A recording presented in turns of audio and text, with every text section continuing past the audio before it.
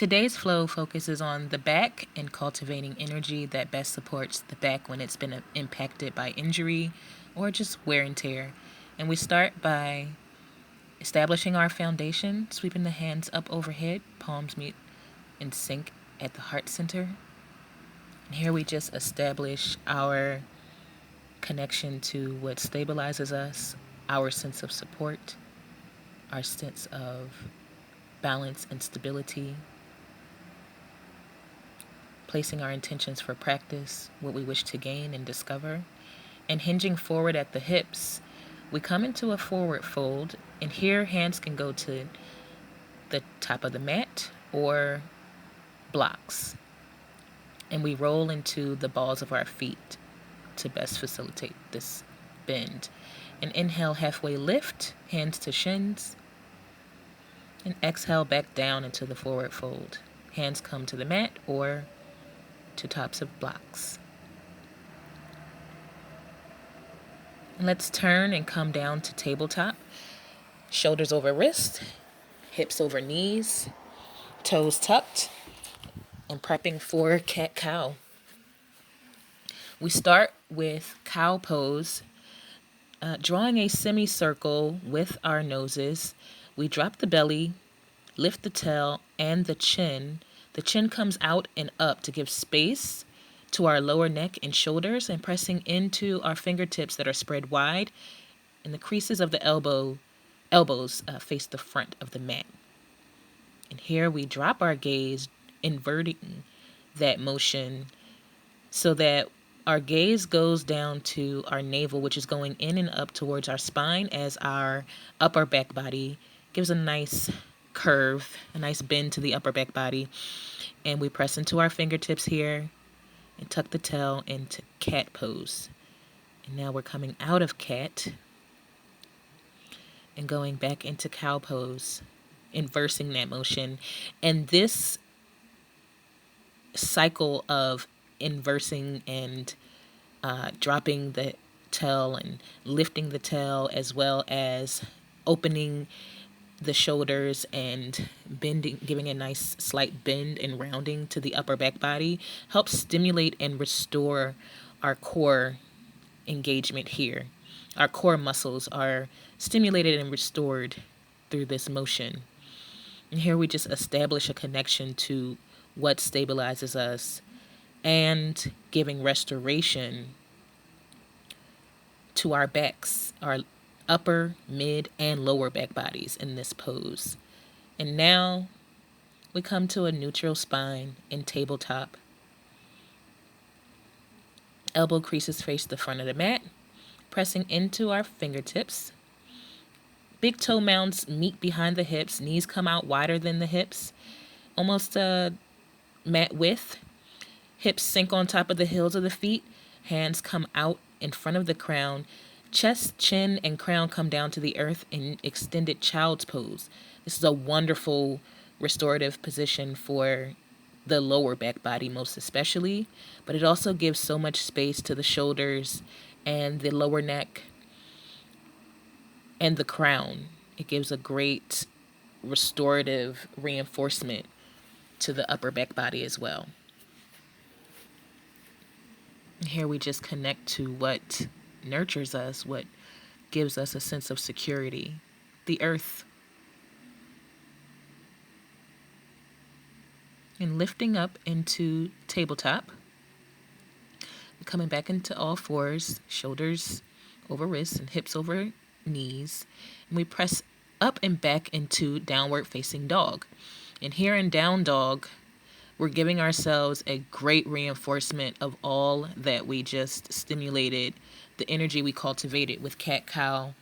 And now we're just relying upon our core engagement here to fully facilitate this back bend.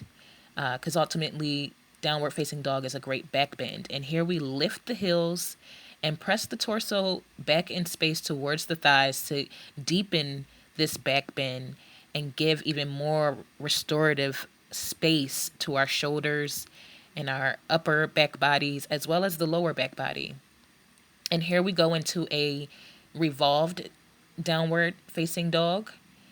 And here we can lift the heels again and press the torso back in space even closer to the thighs to give a nice side stretch. So here we're on the left. So we're giving a nice side stretch to the left side body in this twist. And coming out of that, go right back into downward facing dog and walk the feet up to the hands and coming back into a forward fold here. And we're really hinging into the balls of our feet, giving even more space to the lower back body. Grabbing opposite elbows also opens up the shoulders and the shoulder blades and gives a nice restoration to the trapeze muscles that sit directly under the shoulder blades here. And now with a slight bend to the knees, we just roll up to standing, vertebrae by vertebrae, and be sure to stay connected to your breath. A nice deep inhale, sweeping the hands up overhead, palms meet over top of the crown and sink to the heart center. And now we pivot our stance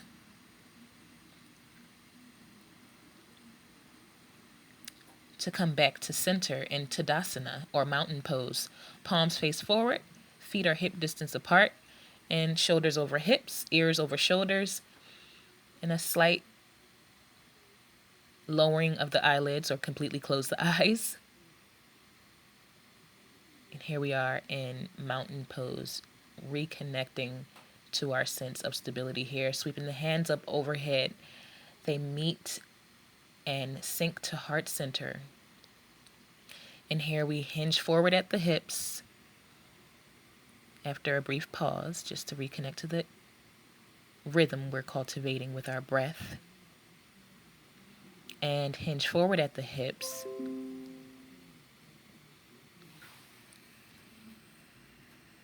Until you come into a forward fold. And here we're just pressing into the balls of the feet. Head hangs heavy. Inhale, halfway lift. Hands come to shins. Exhale, drop back down into forward fold. Fingertips on the mat and head hanging heavy. We pivot into a quick lunge just to reset our alignment. And back into tabletop. Shoulders over wrist and hips over knees, toes tucked. Elbow creases facing the front of the mat, fingertips spread wide. Giving space to our shoulders and upper back body as well. And here we drop into cow pose. Drop the belly, the chin comes out and up, tail lifts, and we're pressing into our fingertips here to give even more space to our shoulders and lower necks. And now we're inversing that motion into cat pose, bringing our gaze down to our navel, which is lifting up and back towards the spine as we give a slight rounding to the upper back body. And here we hold cat pose. And again, coming into cow, we're dropping the belly, lifting the tail, pressing into the finger pads, bringing the chin out and up, and our gaze goes all the way up to the sky. Being sure to stay engaged with our core here as well as our foundational support, so our fingertips and our toes, and now we're inversing that motion back into cat pose one last time on this side. Here we're just holding, giving life to the integrity of this pose and coming into a neutral spine tabletop. And now we kick into child's pose. Big toe mounds come together behind the hips. Hips sink on top of the heels and walk the hands out in front of the crown as the chest, chin, and crown come down to the earth. We can spread the hands out wider, as wide as the knees, to give even more space to the shoulders and the lower neck, and even more restoration to the lower back body. So the entire back body here is supported in child's pose. And here we just reconnect with our sense of security, stability, and support. Walk the hands back to the knees and lift up into tabletop. And from tabletop, we kick up into downward facing dog on this side. So straighten the legs, hips go up and back towards the back wall, and pressing into the hands, we float the torso back towards the thighs. Give a nice lift to the heels to press the torso even further back towards the thighs. Here we are. And lower the heels just to hover above the earth to deepen this back bend in downward facing dog. And here, your entire back body gets restorative support, core engagement, as well as opening and space. We create space within our back bodies here, our upper, mid, and lower back bodies, and just pedal it out a little bit just to give some yummy restoration to the backs of the legs, because I know they are talking at this point. So just a little bit of pedaling helps loosen up the leg muscles. And here we go into down revolved down dog on the right. So we bring the right wrist to the outer edge of the left ankle. And here, to facilitate even more of a deepening of this stretch, we're going to lift the heels and lower them to hover back over the earth. Pressing into the left finger pads, we facilitate the stability in this pose, and coming back to downward facing dog. And then we walk up into a forward fold. Head hangs heavy. Grab opposite elbows and do a slight swaying between the left and the right, just to loosen up those muscles that support us in this pose. It also loosens up the lower neck muscles. Give a slight bend to the knees and roll up vertebrae by vertebrae into standing. And here we pivot our stance to face the center. Hand sweep up overhead. Sink to the heart center.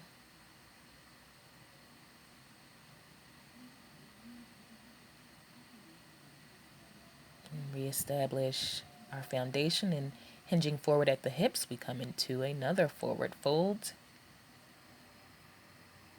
Fingertips come to the mat or blocks. Weight pushes into the balls of the feet. Inhale, halfway lift, hands come to shins. Exhale, back down into forward fold.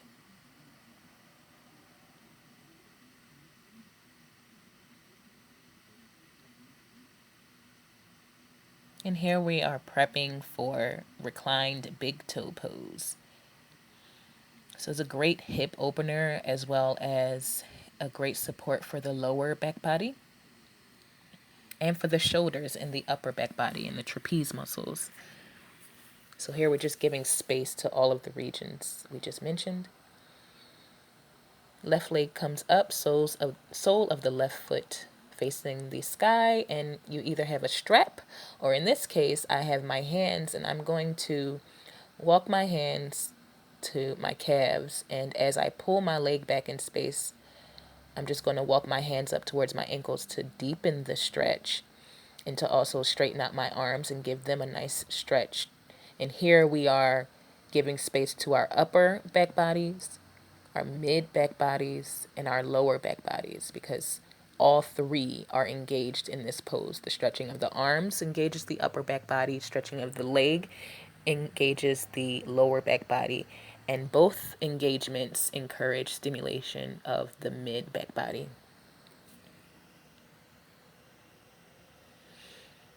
Just take a restorative breath here and reset, and kicking the right foot up into space. Sole of the right foot is facing the sky, and we walk the hands to the back of to the calf muscle here, pulling the foot back in space. And we walk the hands up to the ankles just to deepen this stretch. You can even walk the fingertips to touch to grab the outer edges of the feet, of the foot here, sorry. And this just deepens this stretch and gives a yummy restoration to our lower back bodies here. And release. And take another restorative breath or two. Knees come up, soles of the feet on the mat. And you walk the heels back to the hips and bring the knees to chest. And just rock between left and right at your own pace. Let's do about 4 breaths here.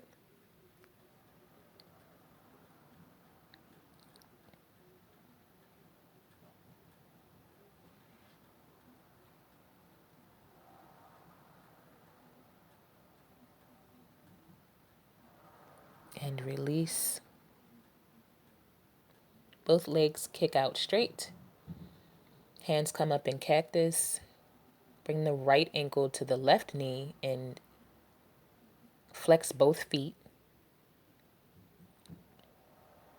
Bend the left leg and float or push both limbs back towards the chest. And here we're prepping for supine twist. So here we lower the legs using the right leg crosses over top of the left knee, and you catch the outer edge of the left foot with the left hand, and the inner edge, the right hand comes to the inner edge of the right thigh to reinforce the connection between your limbs, your legs, and the earth. So right foot comes to the top of the left knee, and left foot comes to the outer edge of the left hip.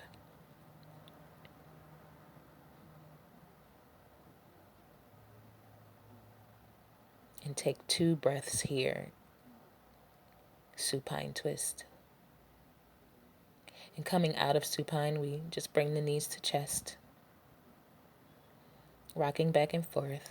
Just reinforcing our connection to what stabilizes us.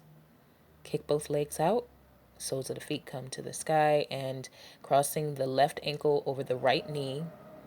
Flexing both feet, bend the right leg.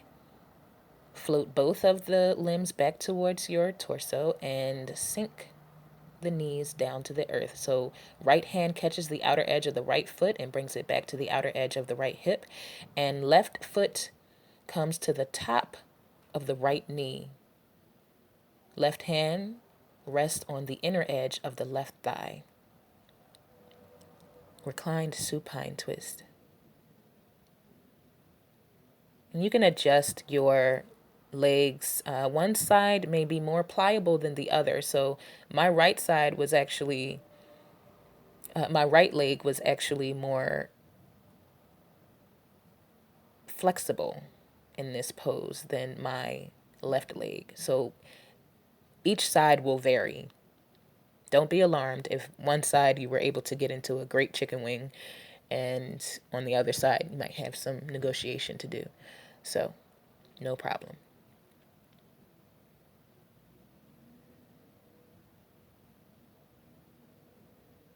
And here we just give ourselves a restorative moment.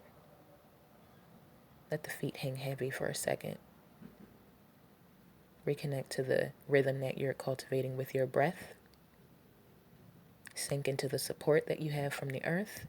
And slowly walk the feet, the soles of the feet to the mat. Walk the heels back towards the hips, touching the fingertips. You can grab a block. And here we're prepping for supported bridge pose. So placing the soles of the feet in the earth and grinding them into the earth, we lift the hips and slide the block under our hips. And walking the heels back towards the hips even more, they lift up into the air. We can reset the block by coming onto the tallest setting, which is the most narrow setting. And this just gives us, this simulates the same motion that classical bridge pose gives us. And here we're just lifting up and releasing that setting and coming back down to the low setting. You can make as many adjustments as you need. And here we're just simulating legs up the wall, which gives a great opportunity for us to play with gravity and get into some bends that may not be so accessible in a vertical position. So here, just in this horizontal advantage, we're just simulating legs up the wall and doing a nice yummy stretch. Coming back down, bringing the soles of the feet to the earth and pressing into them and into the hands. We slide the block from under the hips and we lift into classical bridge pose. So hands clasped behind the hips, elbows come close together as the shoulder blades meet, and pressing into the sides of the hands, into all four corners of the feet.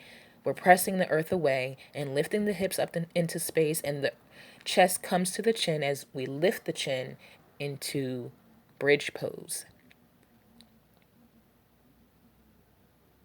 And now we can release the hands to either side, sink the hips to the earth, and exhale. Remember to stay connected to your breath. Walk the feet out, let them hang heavy to either side. And here we're prepping for Shavasana or corpse pose, our final pose in this flow. We bring the knees to the chest and grab the outer edges of the feet into happy baby. And just do some rotations here just to loosen up and stimulate the nerves in the lower back body as well as in the mid back body. And the shoulders get a great restoration here as we give them space.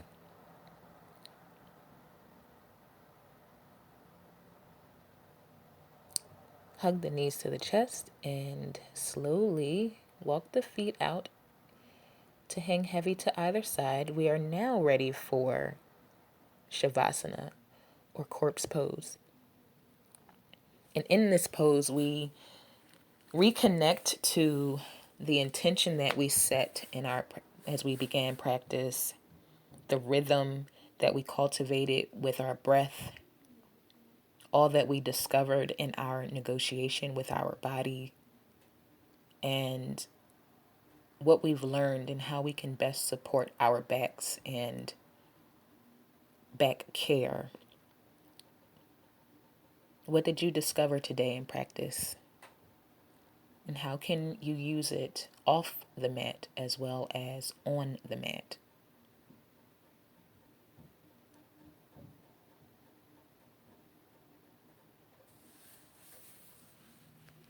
You're off to a great start with lending yourself the support you seek.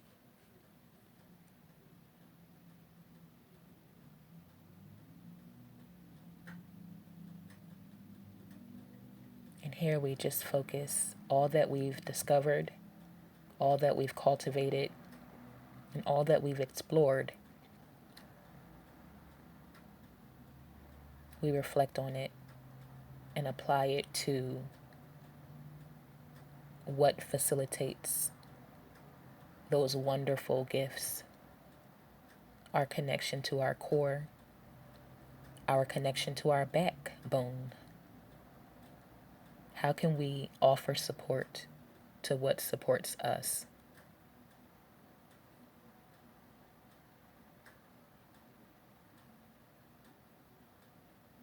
And slowly coming back, come to a comfortable seat.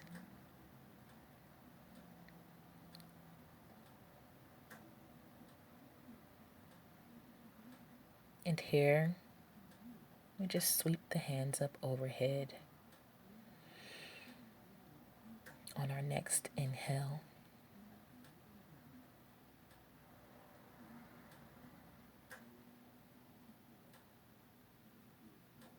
In recognition